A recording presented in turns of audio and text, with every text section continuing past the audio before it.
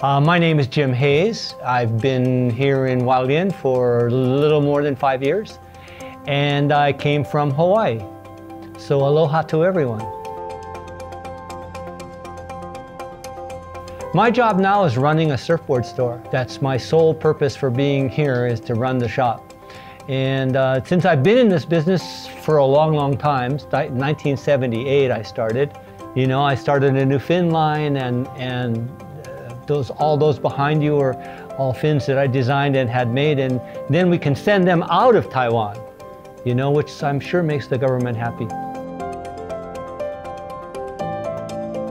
Actually, my brother has been living here for about 27 years, and he was working at the Hualien Sea University as a professor in Geelong.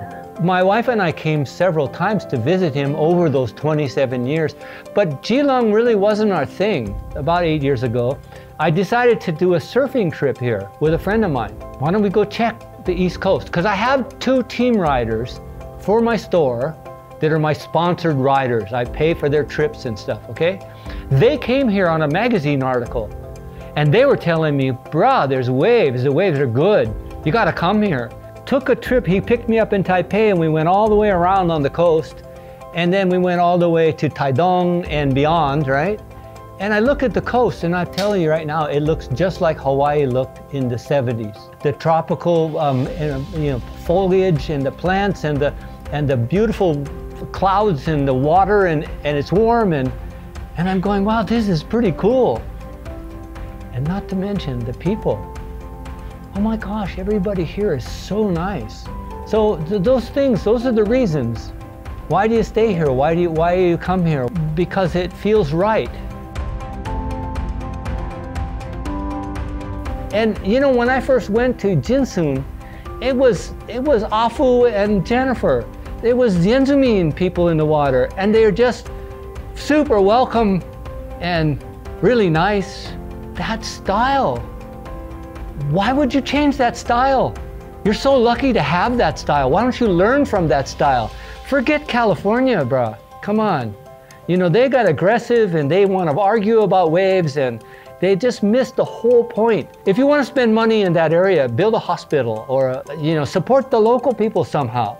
And the only reason they will come here, cheap food, warm water, cheap life. Honestly, that's not the clientele that you want. The government understand. You can't just go down and close the beach, you know, or you can't say, well, the fishermen own that, so you can't go surfing there. Also, the government here should support training for water safety. So that's a huge problem. If you can't swim and you want to rent a surfboard, or you want to go down to the beach and go surfing, the government needs to supply and support. There's professional people in Hawaii that will happily come here and run scenarios and show people how to deal with the current, how to deal with the wave, how to look at the water and understand what's going on. Anyway, that's what the government can do to help. How about some swimming lessons?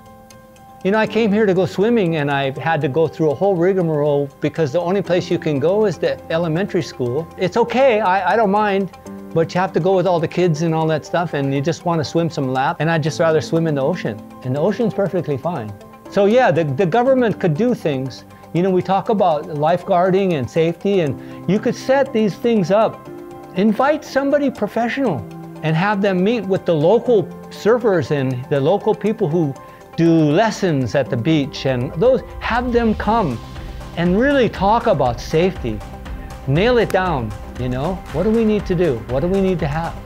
And that should be set up by the Hualien government. You know, you have a small staff, they rotate out, 4 hours at a time. It's a part-time job. You're helping the economy here, and they should pay for it, just like they do in Hawaii.